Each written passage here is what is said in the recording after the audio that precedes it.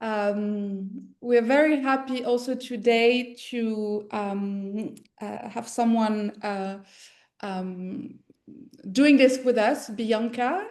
Bianca, Matthias, if you want to quickly Yeah, introduce her. Bianca is working with me at the moment, and she's been very helpful in setting us up, and will be the one handling all your great questions in the chat and make sure everything is going well. Last time we had a really active chat, a lot of people, seeking to provide their own insights and discuss and so on. So we hope to see that again, and Bianca will be steering that and asking some questions. So also, if you have some questions for each other, for us, feel free to send them, and we'll handle them in the end. Yes, we're really reading all the questions, and so feel free to add anything you have in mind, or maybe even things you disagree with. We're minded. But yeah, the idea is really to have like an active and interactive conversation. So yes, don't Should we send. get started? Yes, we can get started. Just gonna add the last person. Oh, another one. Okay, so I'm gonna start sharing my screen. Up. Matthias, can you see my screen? Yes. Okay. There we go. Okay. So I don't see anymore who wants to enter the chat. So We'll I'll handle take that. care Don't of worry. it. Don't okay, worry. great. Doing foresight. This is the topic for today. Very happy to do this class again with Matthias. We had our first joint class, I think 2 months ago already, on setting foresight, which was a huge success. And we decided to do another one. And we're actually planning to do a third one in December. We're going to announce this one very soon. But for today, we're going to talk about doing foresight, what it means, what kind of tools we're using. We choose also to show you amongst all the different tools that we have. Yeah, so it's we hope you like it and that you will learn a lot of things. Okay, so maybe before we dive in, let's introduce ourselves. Matthias, if you Yeah, thank you so much for joining, everyone. We're really excited to have you. And my name is Matthias Speen Bjørnoth, and I'm a futurist, and I have my own agency, Anticipate, which I've been having for 2 years, trying to create meaningful change and use foresight to do that in the process. Previously, I was at the Copenhagen Institute of Future Studies, where Bianca also has been. She will get to introduce herself in a moment. And I'm super excited for this because I love to do foresight, but also love to teach foresight. I've been teaching the Applied Strategic Foresight course at SIFS before, and then now have the Anticipate Academy, where that's also part of what we do. So really excited to have you, and thanks for joining.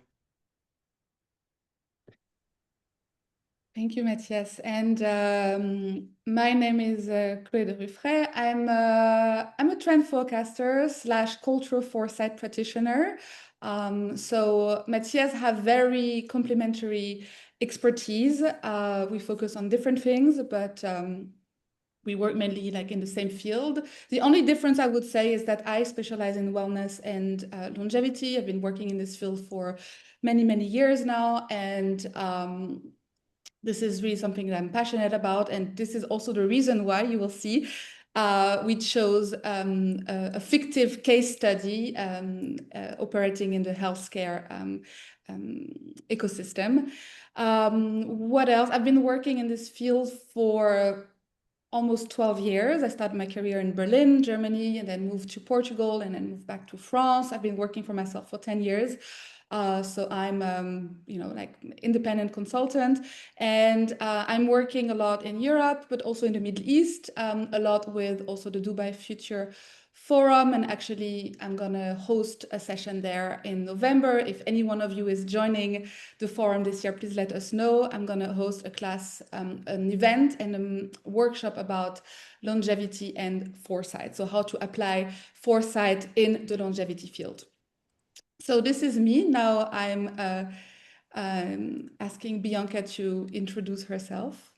Hello, everyone. I'm Bianca Mureșan, and I'm a recent service design graduate, but a self-proclaimed futures nerd. Like Matthias said, I've been with Copenhagen Institute for Future Studies before, and I'm helping with Anticipate and just love to get my futures muscle going, and I'll be managing the chat today.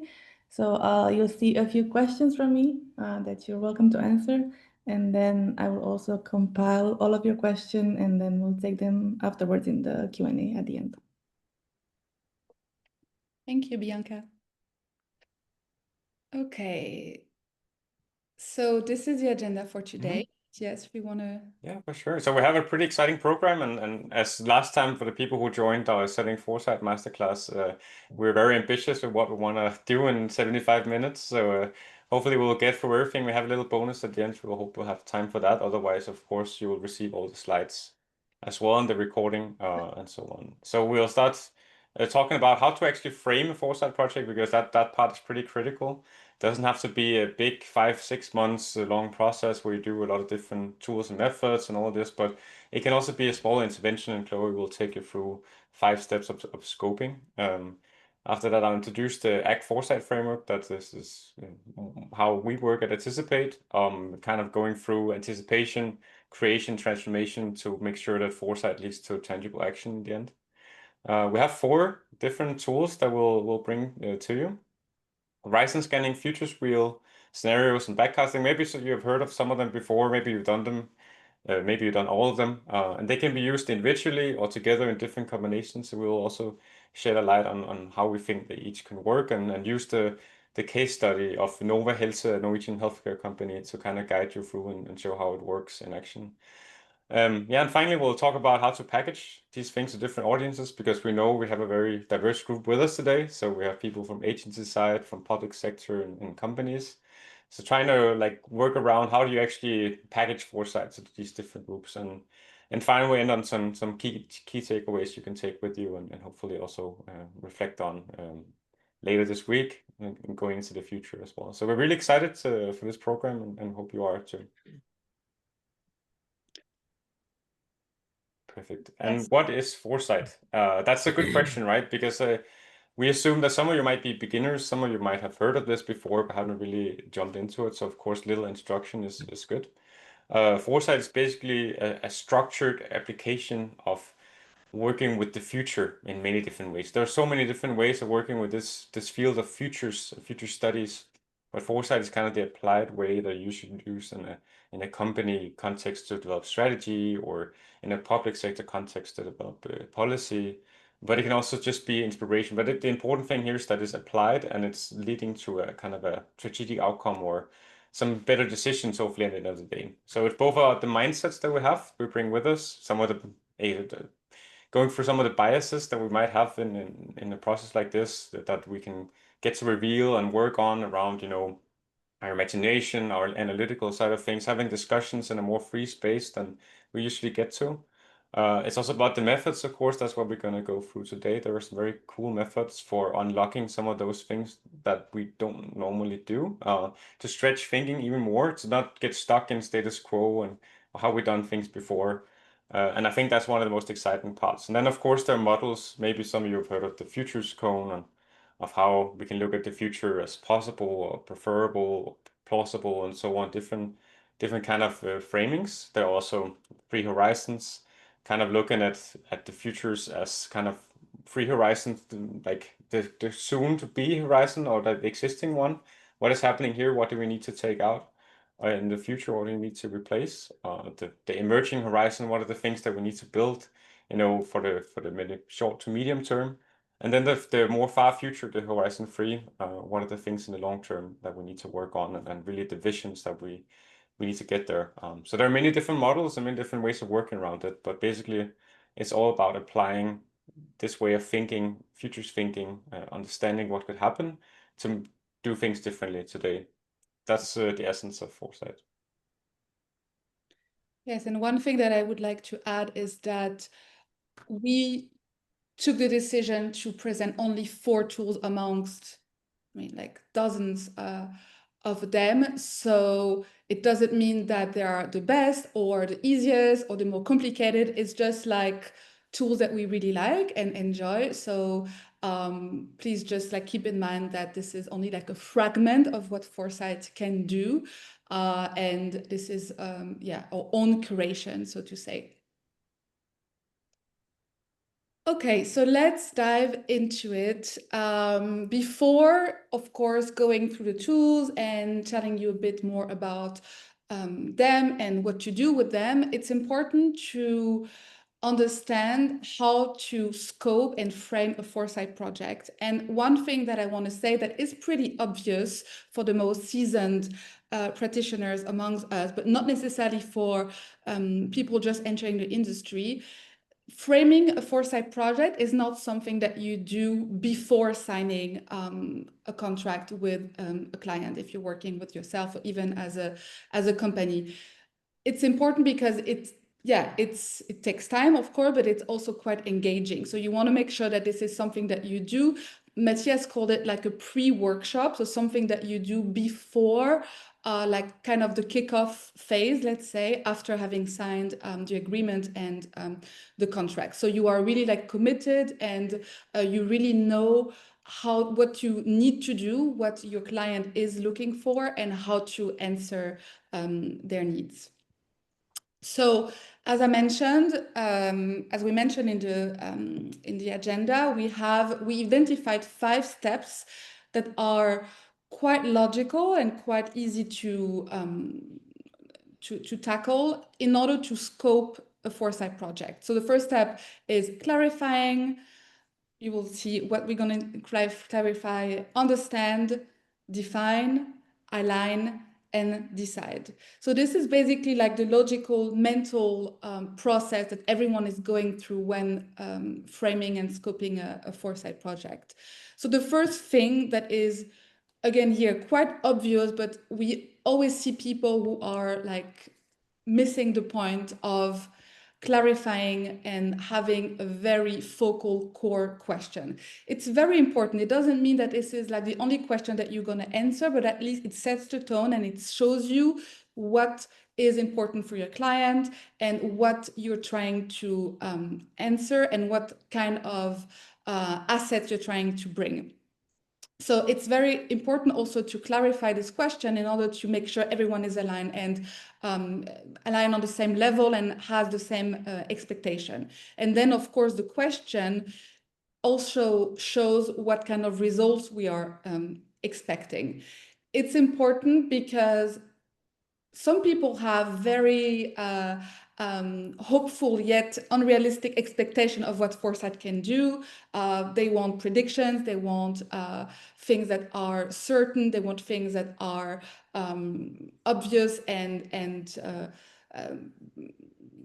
missing the other word, but it's our job to make sure that we are not going to answer all the questions. We have to make sure that it's realistic and pragmatic. So first step is clarifying what's the intention, where is the ask coming from, who is asking you to do this project, in what kind of, where does this fit into the organization, and then craft the question and make sure that everyone is aligned on it. The second step is to understand the human landscape.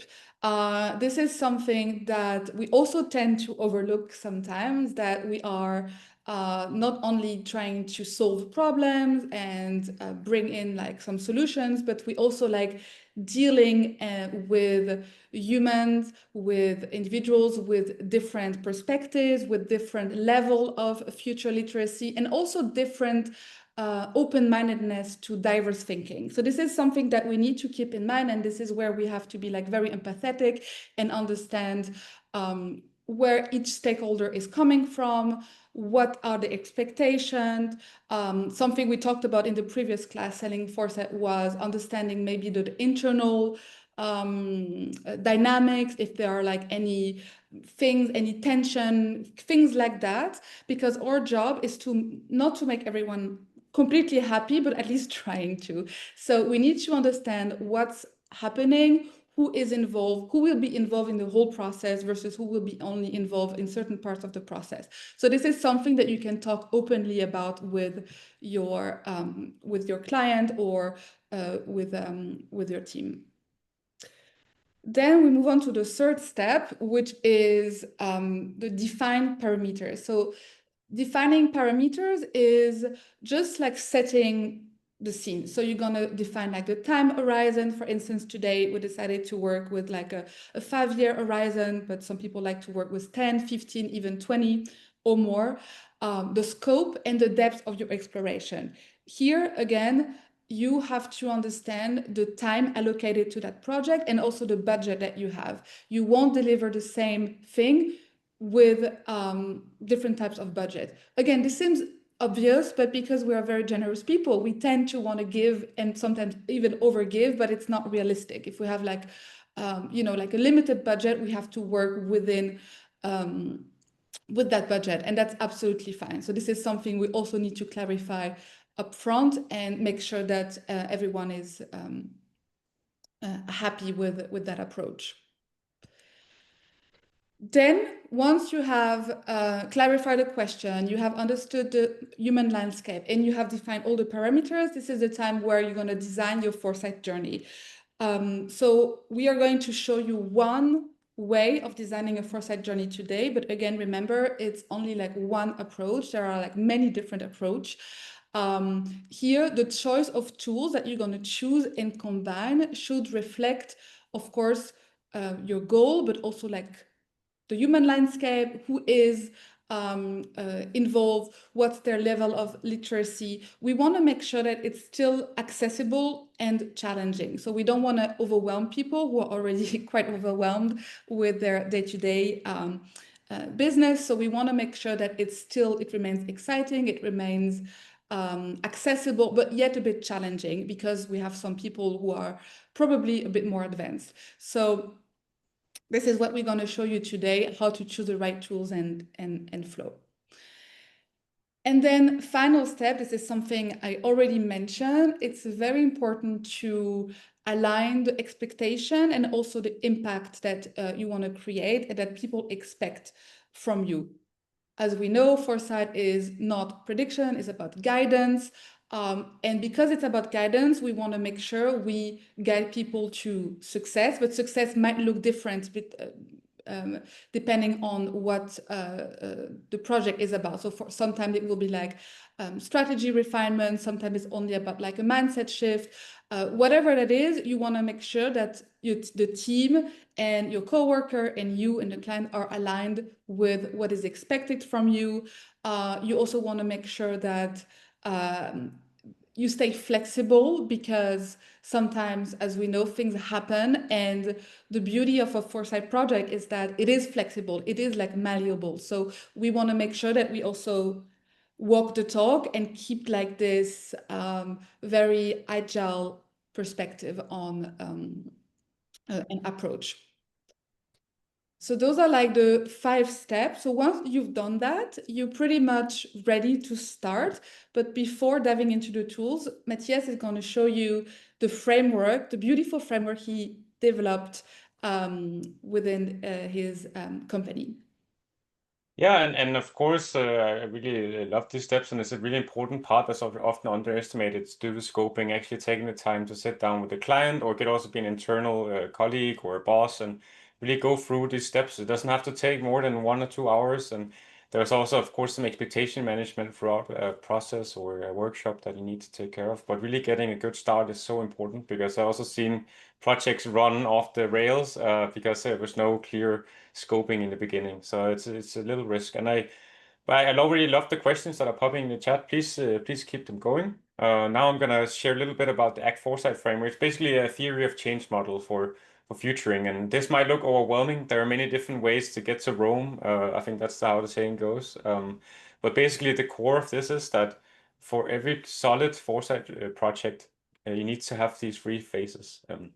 Anticipation, kind of exploration of the futures, understanding what's emerging and what it means for us in that sense. And you can go many different directions with this. You can use the tools that we're going to present today. You can use some of these tools that I'm mentioning here, from understanding uncertainties and scenarios, even back to a futures triangle or a futures brainstorm to kind of get that thinking going and understand like the future landscapes we might find ourselves in.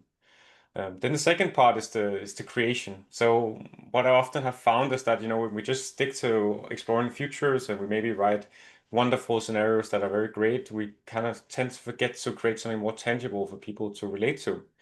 So I let the futures process manifest in something which could be a new strategy, paper, innovation, a new vision. For example, these are three pathways that are kind of corresponding to the three horizons in a sense.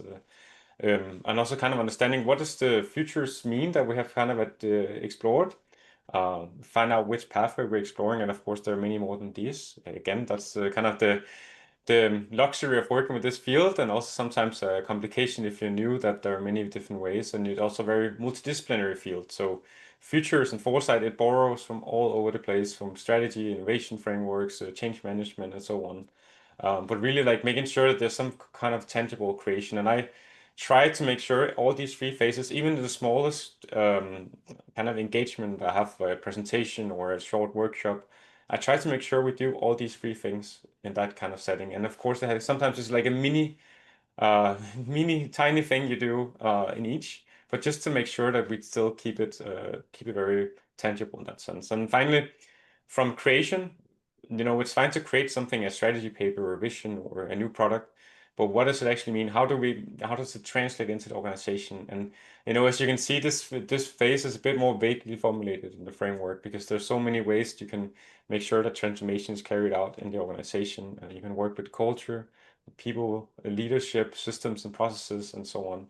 There are many ways of making sure it is implemented, this way of thinking, the strategy, and so on. And that's the change management part of all this. Like, how do we make sure this leads to something, right? So it's not a futile or like inspiring process, but it might actually lead to something more. So identifying the next steps. What should we actually do now? Like, what's next? So that's the core of the ACT Foresight framework, and there's a QR code with a link to the white paper, with also a few indications of which processes you can take from some examples. And as you can probably see or spot, we decided to take a few tools from different steps. So 2 from the anticipate and 2 from, I think one of yours, Matthias, is between create and transformation, but at least we try to take like a few from like different phases of the framework. Some of them are very much bridges between the different phases, and that's of course not easy to show in a format like this, but yeah, exactly. We're going to try to do the full thing and then also mention the transformation part. What does it actually lead to in the end? Yeah, because this is a part that we shouldn't overlook as well, because the reason why we do what we do is because we want to help and push transformation within organization, and it's sometimes like a part that we tend to forget about, but it's an important one. Okay, so the essential tools to master. So again, as we said, we are going to present you 4 tools amongst dozen of them. Those are like they're quite well known, let's say, and quite easy to apply. We would love to have your opinion on them, if you have already worked with them in a work context or maybe at university. That would be very helpful. But before doing that, I would like to introduce our fictive case study, Nova Health. We thought that the best way for you to really walk you through the whole process, the whole Foresight process, would be to do it with a fictive case study. So we're gonna work today for Nova Health, our Norwegian client. It's a mid-sized healthcare company specializing in preventative wellness. And basically, like many other companies, they've observed a growing public preoccupation with fatigue, stress, and cognitive decline, which shows that there are potentially like some opportunities for them. And what they've been also noticing is that there are like new players entering the field of preventative wellness, especially like the sleep economy, but the market remains fragmented and also saturated with things that are not really like scientifically evidence-based, let's say, and scientifically grounded. So the leadership asked us, the Nova Health leadership based in Oslo, asked us to to see where the sleep economy is heading and to identify for them entry points for innovation in the upcoming 5 years. So the question here that we are trying to answer with them and for them is, how can Nova Health successfully enter the sleep economy in the next 5 years? I hope we don't have Norwegian people in the audience, because if that's the case, I apologize for my very bad accent. I'm sure it's not the right pronunciation, but yes, it sounds good. So this is our case studies, and we're gonna walk you through the whole process with all the tools that we chosen for today. As Matthias said, we have 4 tools: horizon scanning, futures wheels, this is what I'm going to cover, and then Matthias will continue with scenario and backcasting. And as you can already see, they are in a chronological order. So horizon scanning. So if you remember well from the ACT framework, it's really like at the early phase, so in the anticipate phase of the framework. Some of you are probably familiar with horizon scanning, known also as like in trend forecasting, we call it basically like desk research. It's basically like the phase where we have a 360 exploration of everything that is happening, from weak signals to emerging patterns. And we are really like scanning different industries. So not only established industry or disciplines, but we also like diving into the internet culture. We are talking to experts. We are in some cases also, at least in cultural foresight / trend forecasting, doing ethnographic work. So this is really like the phase where you are collecting and gathering a lot of different things without thinking too much about their meaning yet. It really helps us to detect like the fragments of the future, but again, we're not there yet we're not analyzing or judging their value yet. For now, we're only collecting them. So why does it matter? Because it's very important in the society we live in, and the world we live in, where we are a bit oversaturated, to stay informed and ahead of what might happen and what might occur, and also to help us like cut the nose in a way. Another reason why horizon scanning is very important to help company innovate is to detect early stage disruption in different areas and in different verticals or markets. Those companies are not yet. So opportunity detector.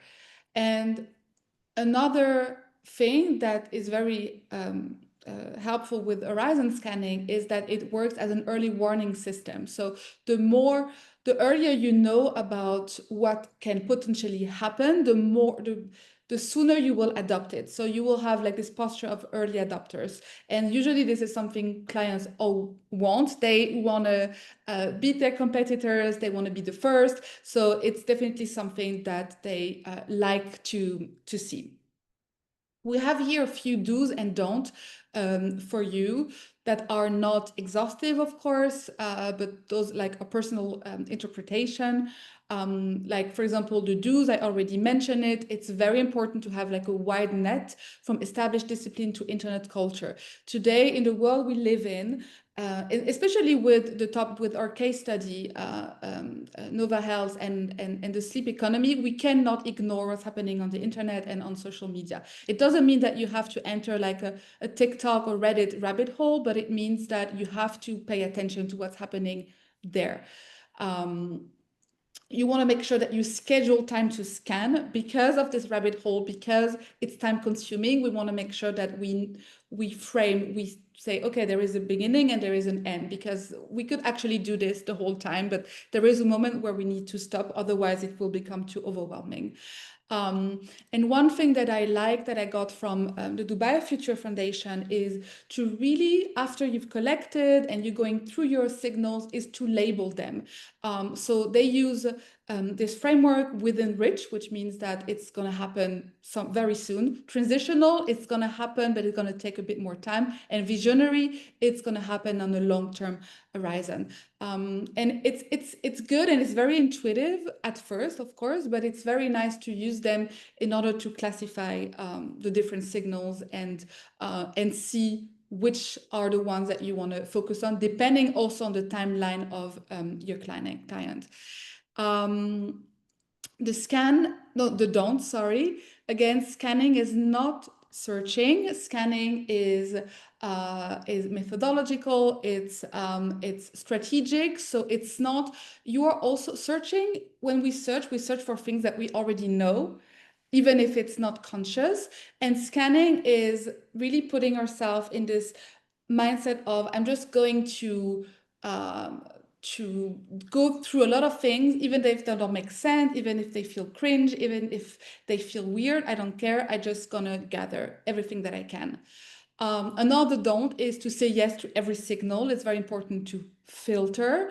This comes at a later stage, of course, than just the pure scanning. But here the idea is at some point to say, well, this is maybe more of a fad that's going to die very soon than something that could have a potential implication on my industry.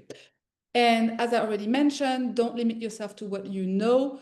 Make sure to embrace different industry you're not familiar with, even if you don't, get a lot and understand what's happening. You can always outsource this part and talk to experts, for instance. But it's important to really challenge ourselves also as Foresight practitioners and go out of the comfort zone. So the method, if we go quickly through the method, and again, remember that you are going to receive all the slides. So I'm not going to go into details here because we have a lot to cover. And we prepare some dense slides. So you can use them as a workbook.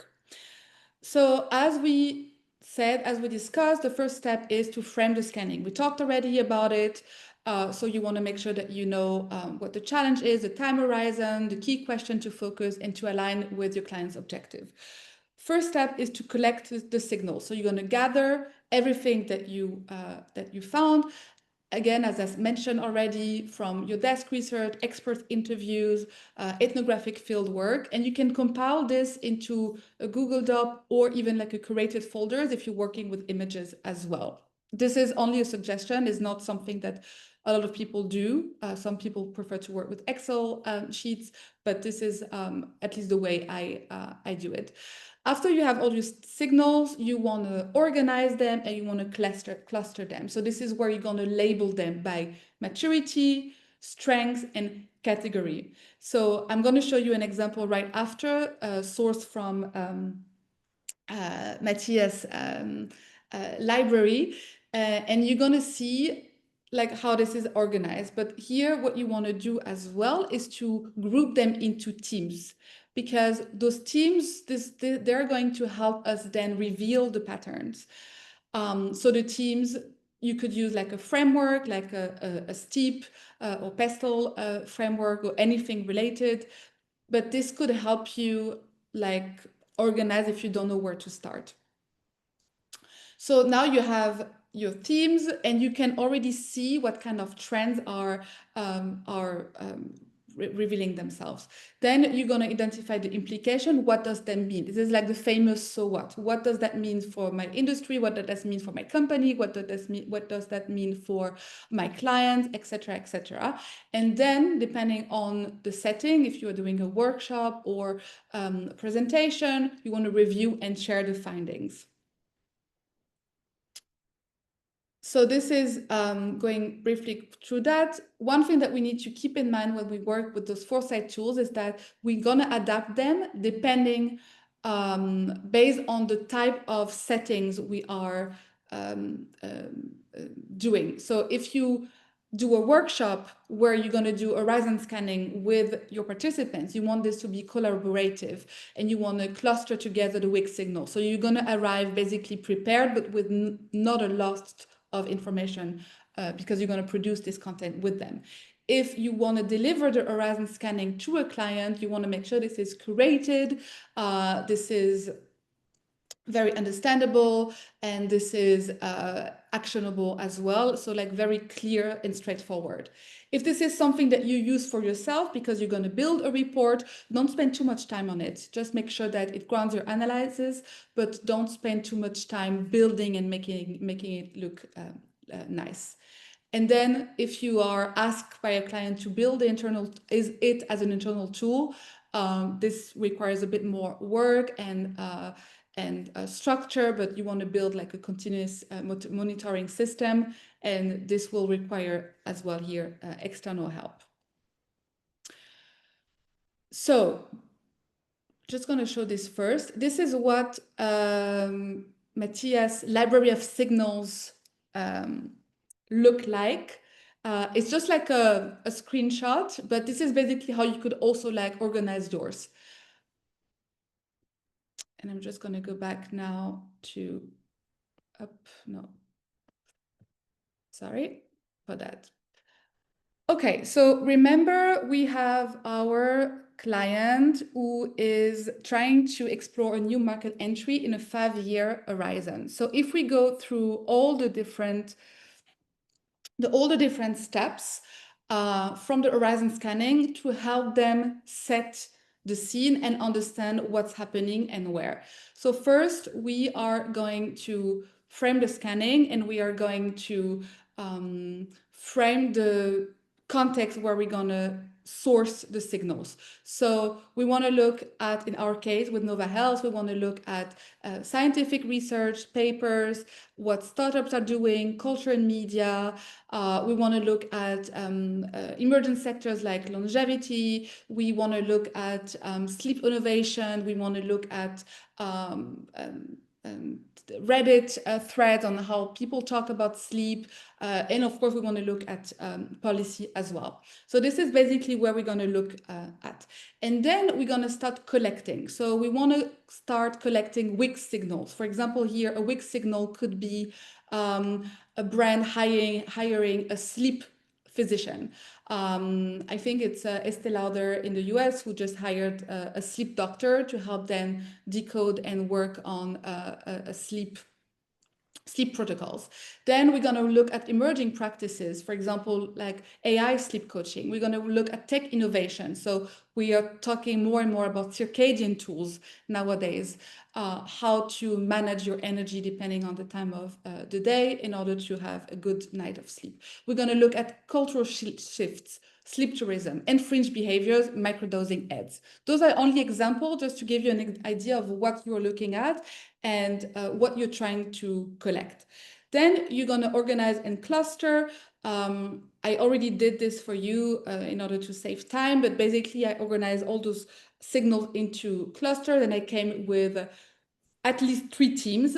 And the one that we're going to keep is rest as status. So we have preventative sleep medicine, data-driven rest, and rest as status. So this idea that sleep becomes a lifestyle identity and a marker of self-optimization.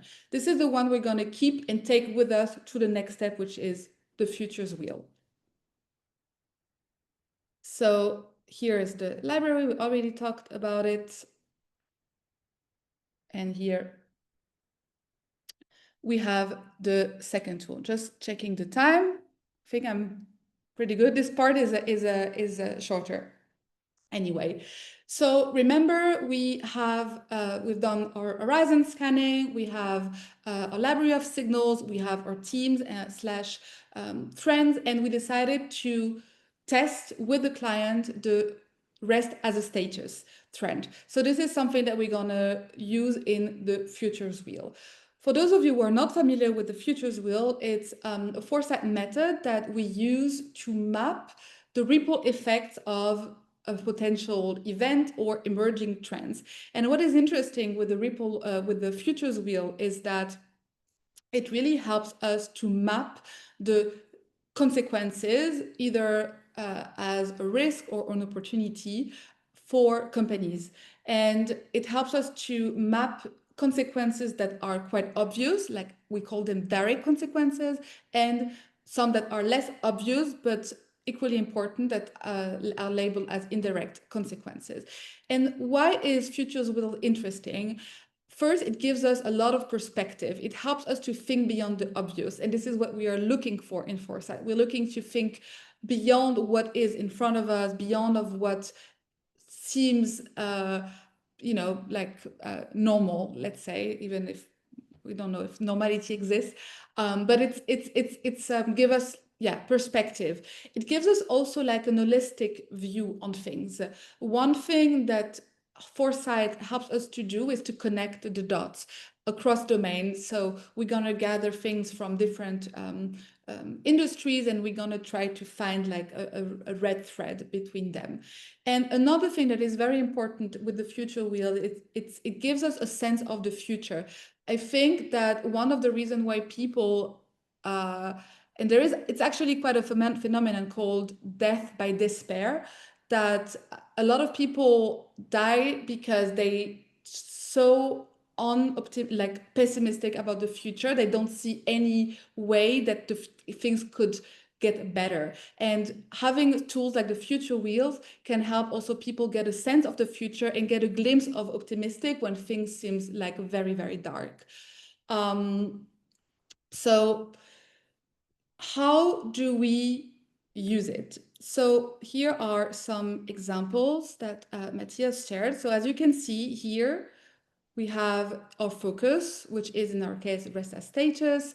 So we're going to place it here, and then we're going to start mapping the effect. So the first orders, so here it's like the first circle, let's say, and then the second one that are the indirect consequences coming from the direct consequences. You're going to see in a minute what I mean by that. Another way to use it is with a framework, the steep or the pestle framework, but we're going to keep things simple for today. So this is the classical form of futures wheel. You're going to see like a lot of other form, but this is the way we tend to represent it. I'm going to skip this part. Let's go back to Nova Health. So remember, Nova Health wants to enter the sleep market in a 5-year horizon. We decided to focus on rest as a status for them and ask the question, what happens when rest becomes an aspiration? So the first thing that we're gonna map is, as I said, the direct consequences. So for example, one thing that we could imagine is that because rest becomes a status, an economy is gonna emerge from that. Another thing that could emerge is rest-centered design. So spaces, public spaces, private spaces that are designed for regeneration. Another thing that already exists is to quantify rest. So we're not only quantifying sleep, but also quantifying rest. So those are like the opportunities that we can imagine. And then, of course, there are some risks. One of them could be like rest elitism, even if it's something that should be available to everyone who, has the time and the luxury to actually rest in a world that is restless. Another thing, just like we've seen with, well-being in certain companies, like corporate tokenism. So those are like kind of risks that we could imagine. I'm going to show you how this looks like into my beautiful futures wheel. So we have here rest as a status, as mentioned. We have here the first consequences, in green the opportunities, in red the risks. So we already talked about it. And one level that we're going to add now, as I mentioned, is the indirect consequences of this. So for example, if we take the rise of the rest economy, what could happen with the rise of the rest economy? We could imagine, for instance, that we have economic incentives for employers to fund recovery programs. So this is something that could happen as part of the rest economy that could be seen as an opportunity. Another thing, as already mentioned, in the rise of the rest economy, a risk could be the greenwashing of rest by, we put luxury brands, but it could be like brands in general. So the fact that in a world that is restless, that is always asking us more, talking about rest within a corporation could actually sound quite cynical. But yes, it's something that we need to keep in mind when we draw the map. And this is typically something that you do in a workshop with your clients. So you would put like a mirror board, for instance, and you're going to show the different parts.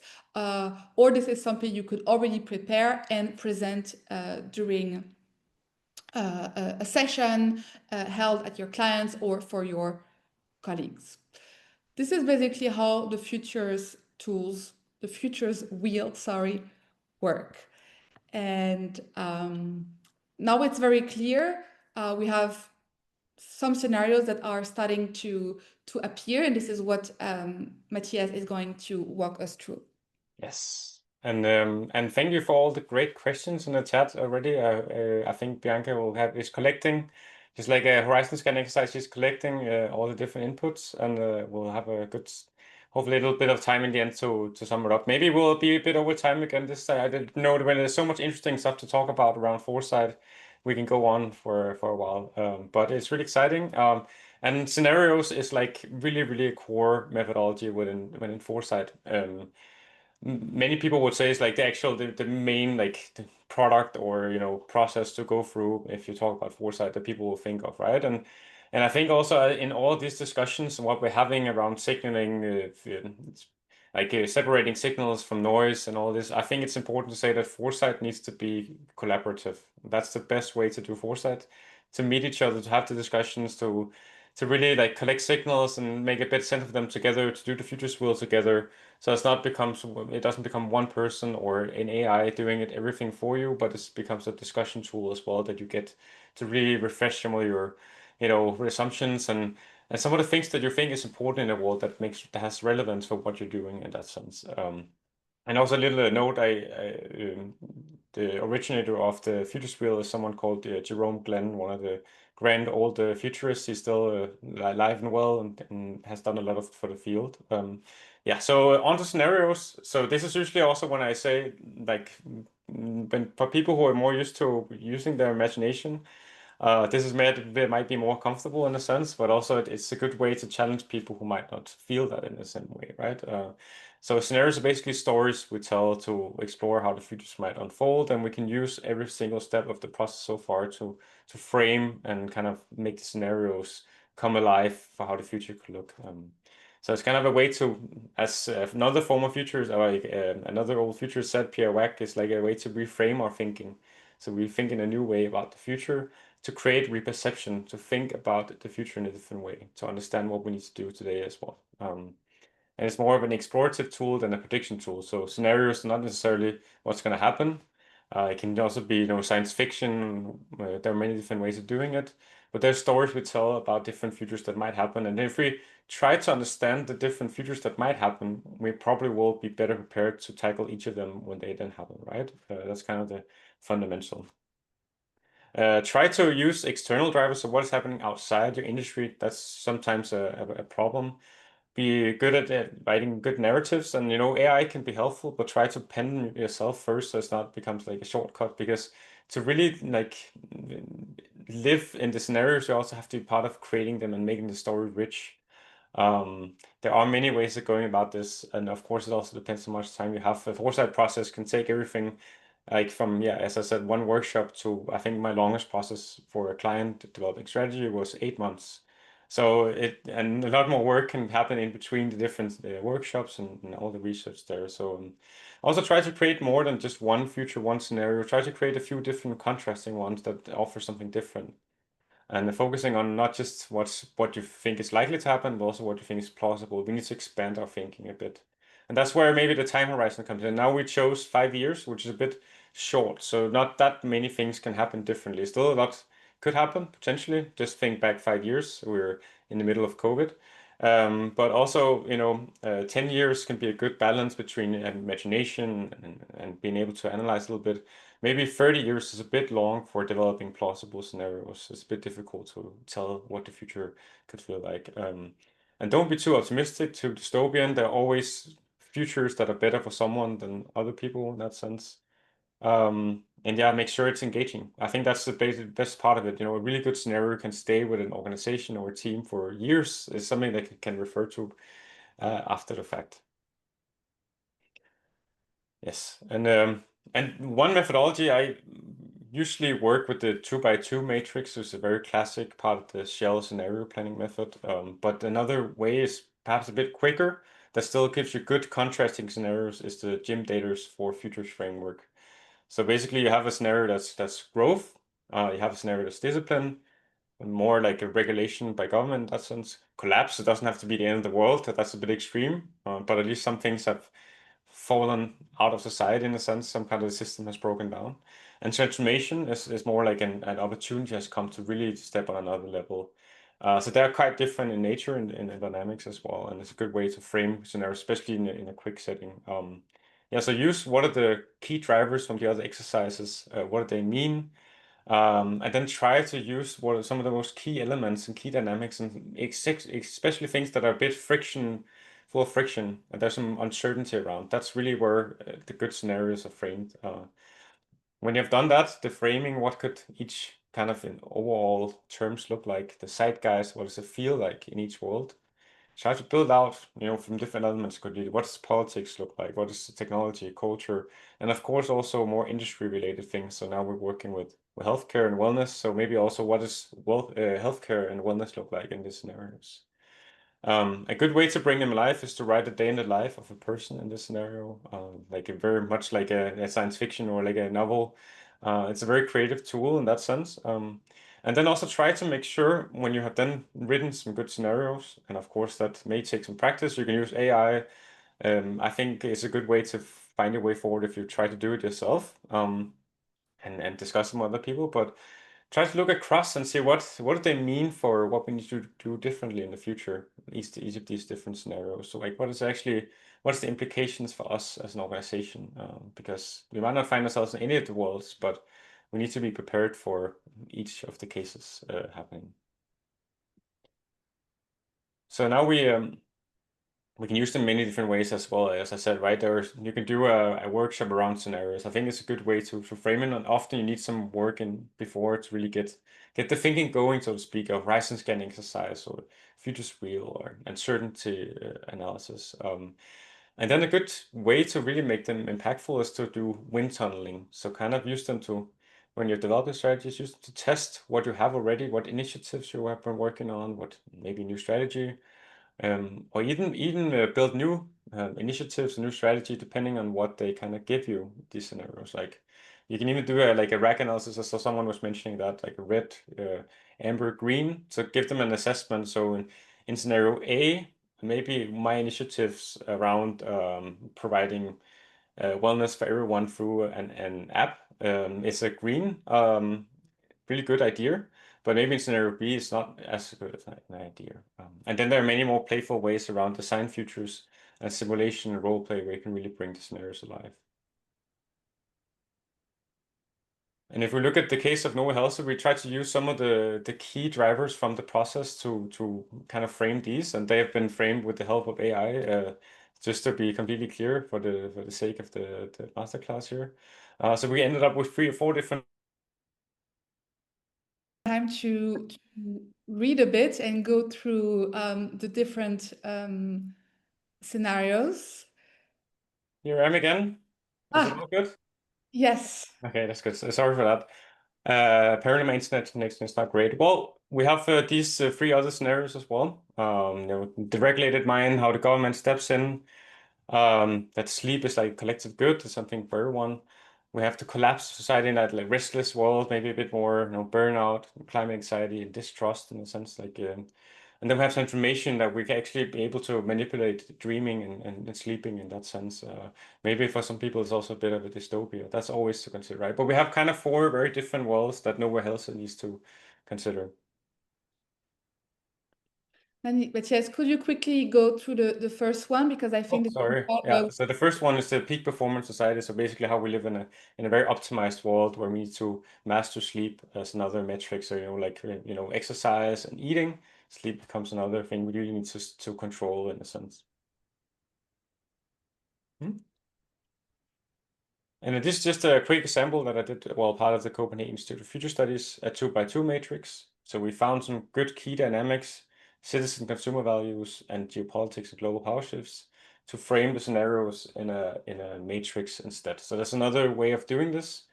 The report is called Going Viral. So it was during COVID and trying to see what kind of world will we find ourselves in afterwards. So we developed these 4 different scenarios for how the future could look. Good. And then backcasting. So now we move on to a bit in between the creation and the transformation phase of the Act Foresight framework. So backcasting is really a tool where we look at a desirable future, a vision, where we want to go as an organization, understanding what could happen, what seems plausible to happen in a sense in one way or another, and then trying to really pinpoint what's our North Star, what should we strive for in the future. So we start with that desired future state and then identify, going backwards, backcasting, what milestones do we need to get to in these years between. And while forecasting in a very traditional economic sense as well as like kind of extrapolation from the past, of course, with some additions to it, backcasting kind of liberate us from it. So we look future backwards, trying to jump into the future and then say, okay, what does that future mean for us as an organization, as people? Trying to bridge those 2 horizons, the longer term with the shorter term. And a good way to start, as always with Foresight Futures, is to have a good, compelling story to tell. And the same with scenarios. It's also a lot about the stories we tell each other. And of course, they're based on something. We've been through the whole process, or we have an idea of where we're going. We have some discussions already. And a good way to think about the desired future state is to talk about aspirations. What do we want to do? Like, what do we want to do differently? What don't we want to do? And there's a good framing of that I'm going to show you in a minute. And think very concretely in milestones. So this is kind of like ideas of where you want to go in that sense, and what kind of blockers and enablers are on the way that you need to steer clear of or work with. And then again, work with stakeholders, work with a lot of different people, even involve people from the outside in, experts and colleagues from all sorts of different departments and so on. The more diverse a foresight process is, in general, it gets better by that. And then try to be very concrete and precise when you describe your vision and the milestones. I think that's really important. And also don't see it as like, okay, now we set our strategy or our vision for the next 5 years, then that's just set in stone and we can't do anything about it. We have to work towards that. If you see something different, if you monitor the signals of change happening around you, you might see something, all of a sudden, an opportunity opening up. So that's, of course, maybe necessitate another process, another discussion to open some of these things up again. But don't get like stuck in one way of doing things if there are indications that you're moving in different directions. That's also what scenarios can help us do. If you're seeing, okay, we're moving more towards scenario A, how can we like align our vision or strategy more with that scenario, right? So it gives us some wiggle room. And then the method itself is basically set the North Star, the vision out there in the future. It could be 2030. And then talk about the key milestones. So it could be every year what milestone we need to achieve in each of these years to get to that vision in essence, if you work backwards. And then define the strategic actions. And that's a bit where this kind of enablers and blockers and the aspirations come in. Like what do we need to eliminate from what we do? We can't just do everything that we're already doing. So there's some things we need to remove from what we do. What do we need to do less of? What do we need to do more of? Reduce and raise? And what do we need to create maybe of new initiatives or new products and new services to get there? And then, of course, what could support, hinder process, so we make sure that we're already aware of some of the warning signs or possibilities out there. And yeah, plan for it to be more of a vision is only as great as it's been carried out, right? So it's a cultural transformation as well. You usually have to go through to have a vision. And of course, this can be done in a much smaller setting, with a few people in a team. What do we want to achieve as a team? So it kind of scales up and down depending on which level you work on and what your ambition is. Yes, so you can do I've done that previously, and I was going to show an example of the visioning and backcasting workshop of circular cities. What does that look like? What kind of vision do we want to go towards, and how do we then move backwards in time to kind of make that come alive and make that happen? It could also be like a strategic sprint or longer process. So you kind of co-design a vision followed by some strategy work, and you can really get backcasting going there. And of course, in essence, it's a very simple tool, but it is also quite powerful if you combine it with Foresight, for example. Yeah, just try to help the normal health with this. Try to develop a vision as a trusted pioneer. Already two words that are kind of core here. It needs to be trusted, needs to be a source that you can go to get the products that you really want in that sense and that you believe in. But also be a pioneer, so it needs to be innovative at the cutting edge, experimental in that sense and bridging science, but also understanding the life of a citizen or like a customer on an everyday basis, and trying to build on some aspirations like being trusted and human-centered and science-backed that we also kind of got from the process that we've been through, right? We kind of saw some of the things that might become more relevant in the future from the horizon scanning and futures wheel, and we worked with those.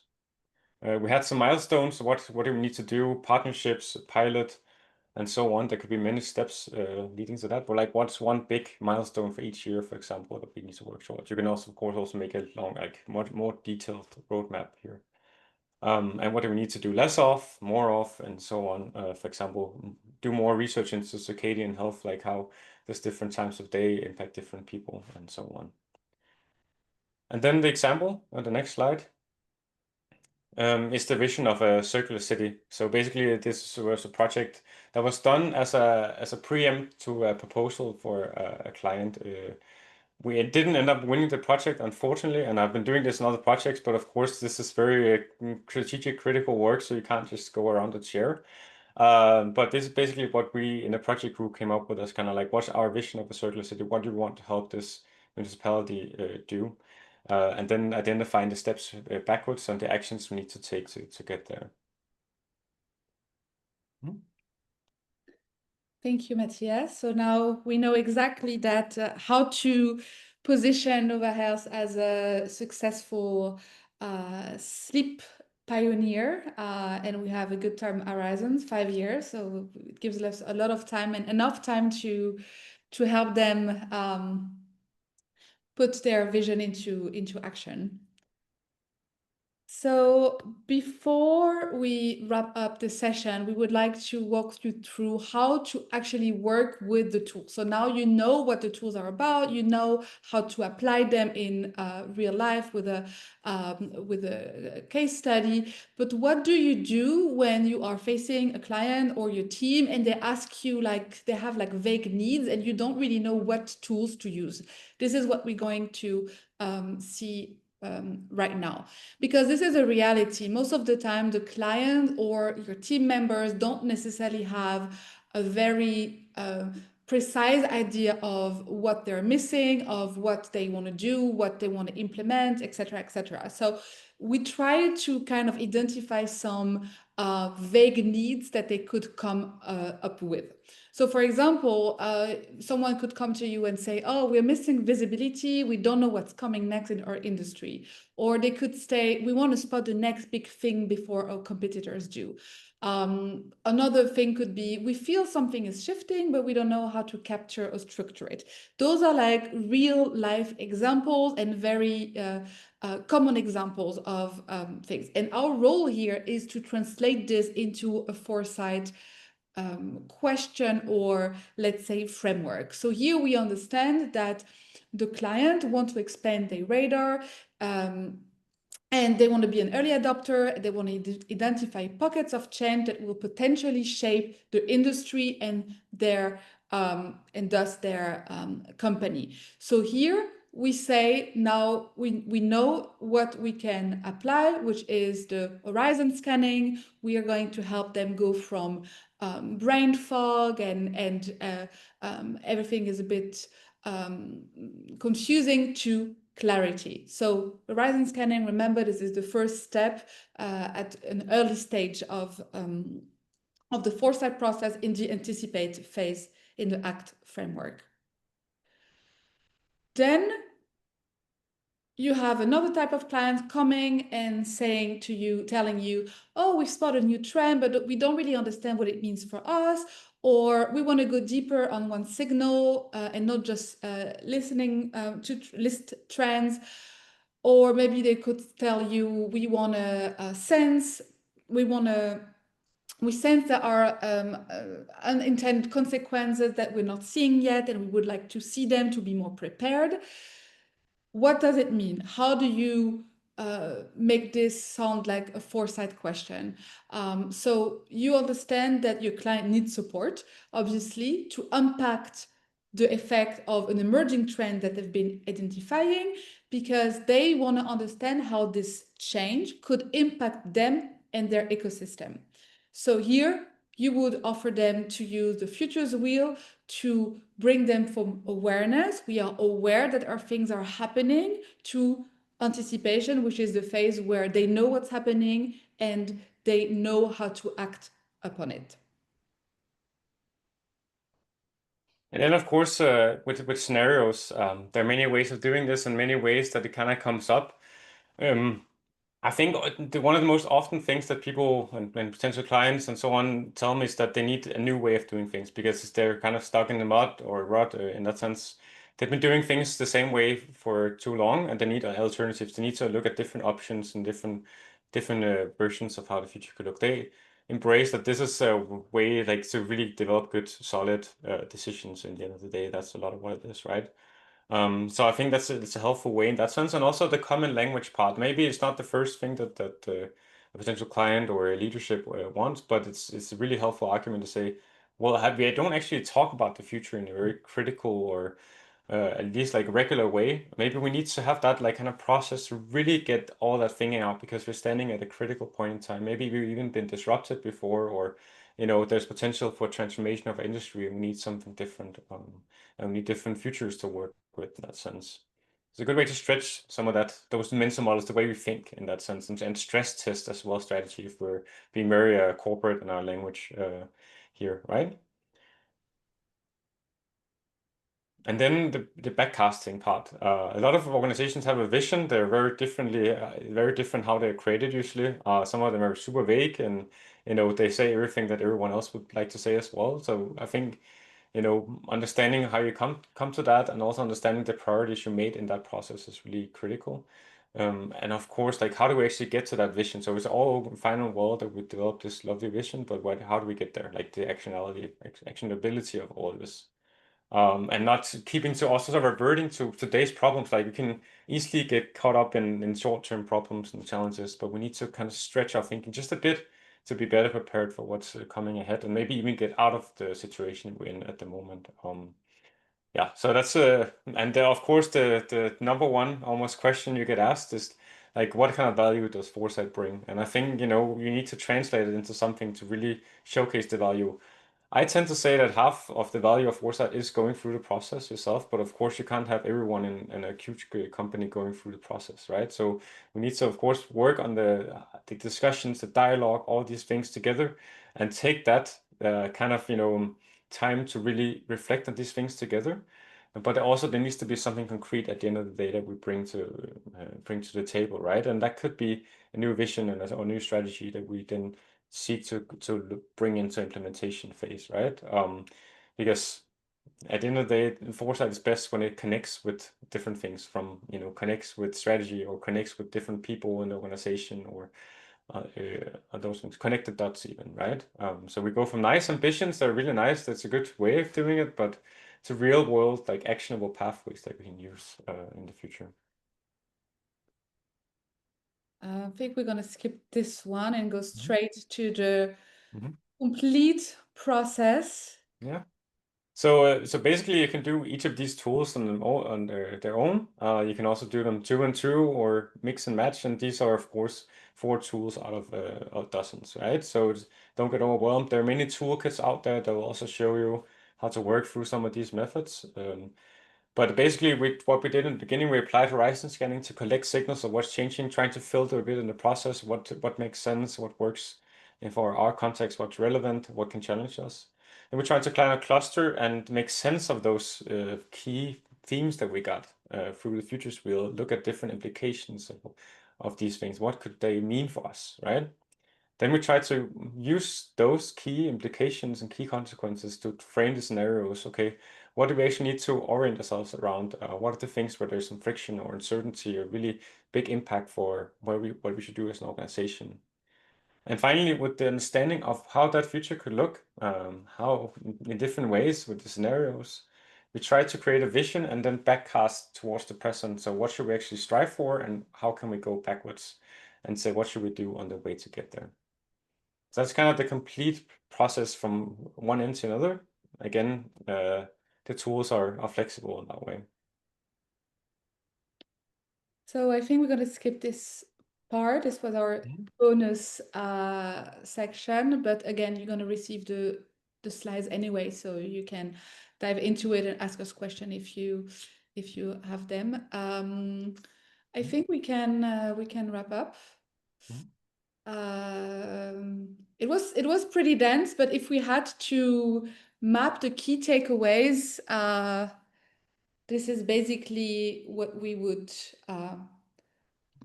say. Do you want to start, Matthias? Yeah, of course, asking the right questions is important. And maybe we get to ask new questions throughout, find out different things to uncover things. And experiment, that's my biggest advice all the time, is like try things out. Especially now you've been through this little masterclass and try some of the things out on your own if you haven't already. Use them in different circumstances, discuss them with people. And remember also that the tools are as powerful as the context you put them in. Try to see what kind of audience you have, what kind of interest do they have? Do they need to make sense of the future in a certain way? Do they need to stretch their imagination and come up with different alternatives? And scenarios, they help prepare. It's not a prediction tool, it's a preparation tool, basically. So whatever's going to happen, you can seize new opportunities, or you can perhaps avoid some risk in society, depending on how you see it, and even do both. And then, of course, we also need to tie something more tangible to it in terms of what action do we then need to take afterwards. Like the ambition we have is all fine and well, but we need to understand what kind of actions we need to get to that vision, that desirable future. And then also one of my pet peeves, doing Foresight helps build agency. So we actually have a say in how the work looks, how our organization works, and so on. Bring people on board with you and try to also like foster this mindset of being futures literate, understanding how the tools work, discussing them with others, and carry them into the world. I think that's the best way to use this masterclass.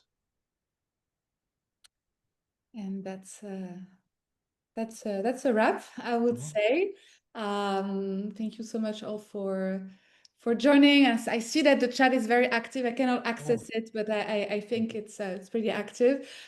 Before Bianca, before you tell us a bit the questions that we have, we just want to tell you what's next also for us. So as mentioned, we have an upcoming masterclass on, I think we can reveal the topic. Matthias, what do you think?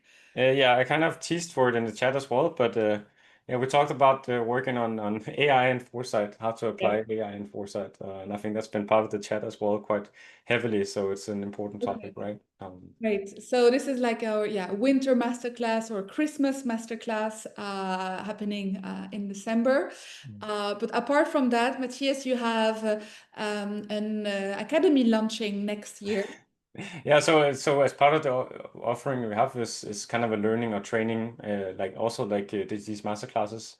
But now we're launching a self-paced online course. The plan was to, and you know, the plan was to launch it in Q4 because of business that has to be postponed. So the beginning of the new year, expect it to happen. But sign up for the wait list here, and I'm sorry for people already signed up and no news, but I'll send out a newsletter soon. Yeah. And I know we have here a few people from my community, which is called the Leap of Faith Club. So it's not something new. It's something that's been around for a few months now. But if you are curious to join a space made for individuals who are looking to up-level their life and take leap of faith, feel free to scan this QR code. It's free. We have 150 members plus to date, people from around the world and we share a lot of different things happening in our lives and trying to support each other in taking leap of faith, whether it is going freelance or building a company or writing a paper or learning something new like Foresight. As we know, things are more fun when we do them together. So feel free to join us. It's a WhatsApp group. So just put your information in there and in the form, and I will open the door only 24 hours this month, like every month on October 10th. But yes, it's only 24 hours open each month, so don't miss your chance to join. Thank you so much, everyone, for being here and for your trust. I'm going to stop sharing my screen and go back to you in the chat as well. Bianca, what happened in the chat? Oh, we had a lot of great questions. And maybe I can start with something that was prevalent maybe in all of the tools, but people were very curious, unsurprisingly, about the use of AI. How has it impacted your work? Do you recommend using it? Which parts should you not use it? Where is AI lacking? Where does it actually provide like a better layer to the process? Does any of you want to answer this one, or maybe both of you have thoughts on it? I mean, I can start with a very brief answer, which is that a lot of things are happening in the space at the intersection of AI and foresight. A lot of tools, a lot of processes, whatever. It's like, boom of a market, let's say, and it's difficult to keep up with the rhythm, and it's difficult to be up to date with everything that is happening. So my take on it is to actually dedicate more time to dive into AI tools that I found relevant for my work that could help me go deeper / faster, embrace new things that I cannot do, that I'm not skilled at. So this is basically my approach. So nothing really, revolutionary for now, because I'm realistic. Like, I started looking at AI and Foresight at the beginning of the year, like really like diving deep, almost like a rabbit hole of all the tools available and talking with colleagues, etc. And now, 8 months after, I can see that none of this is relevant anymore, to be very transparent. So for me, I'm still in this phase of looking at what's happening, using AI, of course, tools like ChatGPT, Perplexity, plus AI also, like to design presentation. But again, I'm still like in this mode of trying things and not jumping into the trend. Long-lasting trend, but still a trend. So we have to be cautious and not overwhelm ourselves with too much content. Yeah. I think it begins and ends with intention. I intentionally spent a lot of time in the beginning when they came out taking courses and also teaching prompt engineering and trying to understand the essence of how it works, and also taking the course Elements of AI, which is for free by the University of Helsinki. Big recommendation on that course to understand the behind the scenes work of AI, which is the same in many ways. Of course, there are a lot more possibilities now, and now Sora 2 is out as well. I think it's a lot about intention. We really need to consider why are we using it, in which ways are we transparent about the usage. Is it to help write our text better if we're not native speakers, for example, or is it to generate some kind of worlds that people could actually just sit and do themselves? Are we actually fooling other people in that way? And of course, it brings with it its own biases from reading all the literature in human history almost. So that's something to consider. What kind of biases did AI bring? Can we find a way to connect human thinking with the AI support? Great, thank you both. Maybe we can take a couple of questions specifically on the tools. For the horizon scanning, there were some people curious about how do you filter the signals? How can you tell which ones are just hype, which ones are signals that could turn into trends? How do you basically say yes or no when you choose them?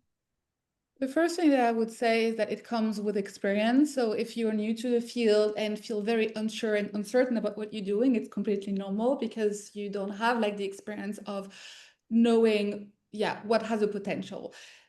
to evolve into something more meaningful. The second thing is it's very there is no right or wrong answer to this.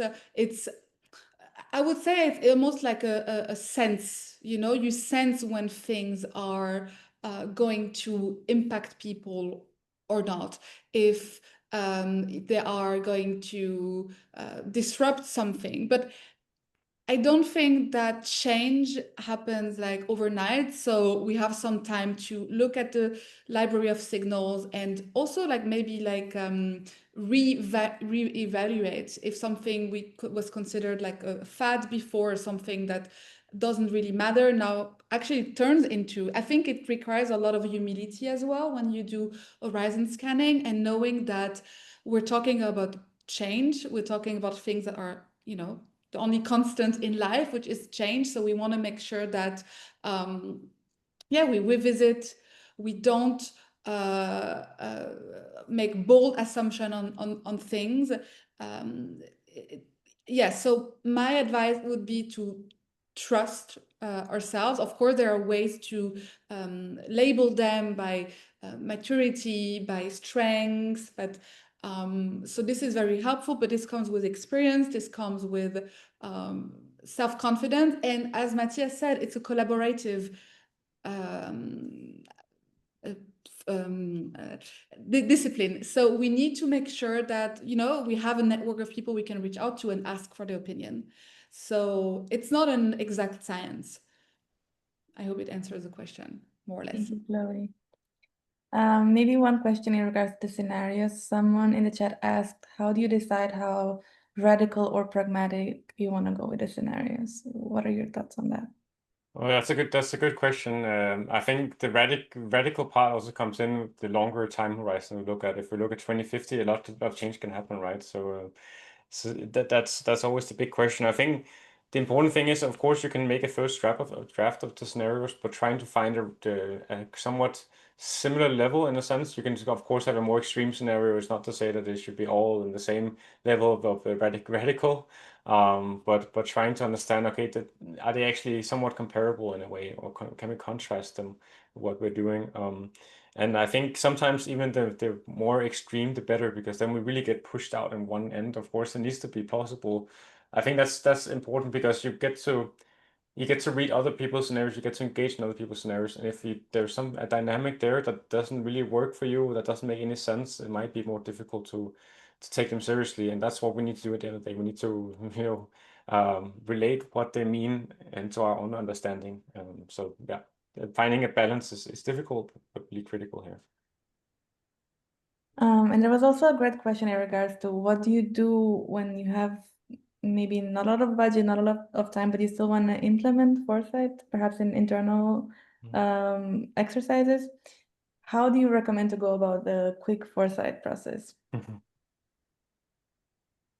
Yeah, ideally it would be a longer process and you would be able to do it, but I also know budgets are limited and this is a new thing for many people. So I think the best way you can do is to show cases of what is already done, because a lot of organizations, corporates, the UN, EU are using these methodologies already.